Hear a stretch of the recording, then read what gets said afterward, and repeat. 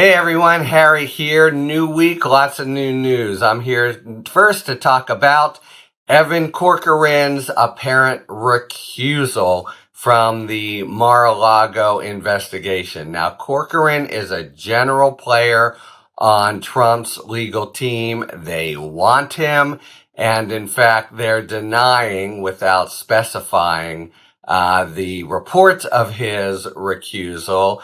But of course, that means nothing. What the Trump legal team might deny, and it makes a lot of sense that he'd be doing it. And it spells trouble with a capital T, and that stands for Trump. So Corcoran, recall the bidding a little bit. He is the lawyer advising Trump when it comes time to actually do the no turning back criminal act of an inaccurate declaration in response to a subpoena that the DOJ finally sends out after they and the archives are just completely jerked around for over a year by Trump and company. Finally, they send a subpoena.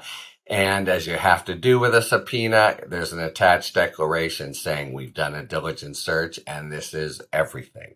Now, remember Christina Bobb, the junior lawyer to Evan Corcoran. She's the one who Corcoran turns to and says, here, sign this. It's all fine. And she has the presence of mind to add, according to what I've been told.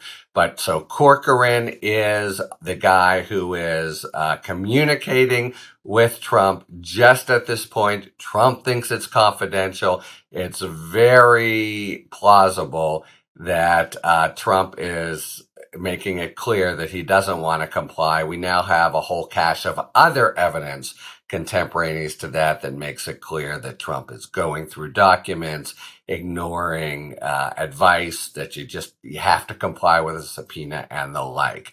So Jack Smith subpoenas Corcoran. Corcoran comes to the grand jury and says, I can't talk about my conversations with Donald Trump. They're attorney-client privilege.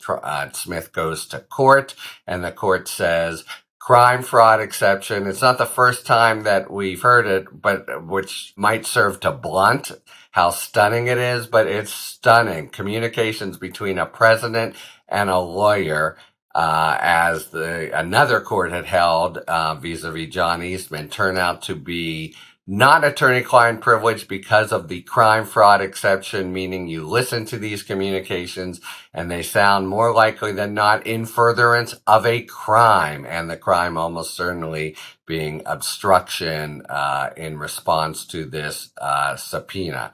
So the court says you have to testify, Evan Corcoran, and Evan Corcoran promptly returns to the grand jury a couple weeks ago and testifies. That sets the table for today's announcement, even though, as I say, or reporting, even though, as I say, Trump denies it, which is that Corcoran is recused from participation in the Mar-a-Lago matter. So he hasn't been generally fired because they still want him on everything else. Why would he be recused from the Mar-a-Lago matter?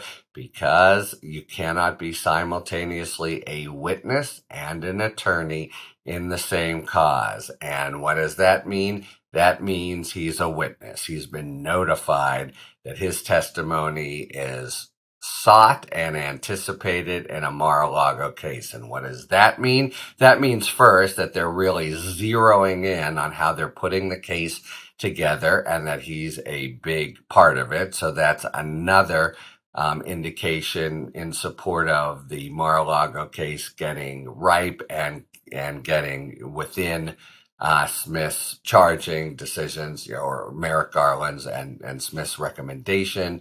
And it means very bad for Trump because the idea would be at trial, Evan Corcoran would take the stand. What did the former president say to you then? And it ain't gonna be good. This is communications we already know by a preponderance of the evidence anyway seem in furtherance of a crime. So it could be really very bad stuff. Now, it's a little interesting because the recusal rule wouldn't necessarily kick in until it's time for trial. So you could interpret it that it's very close, or it could just be, he's seen it as in an abundance of caution, or the Jack Smith and Department of Justice has said, you know what, you better recuse yourself from this and do it clearly, because there would be a play where he keeps in the room, but then recuses himself when testimony is in the offing.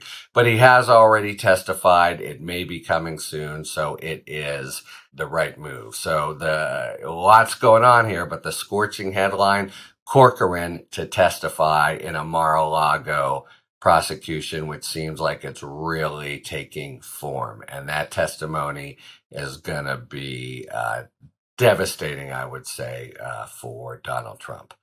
Okay, there you have it. That'll be a big day when it happens, and we'll follow it all the way through the developments, which maybe are even sooner in the Mar-a-Lago case. So I'll keep back at you, but until then, talk to you later.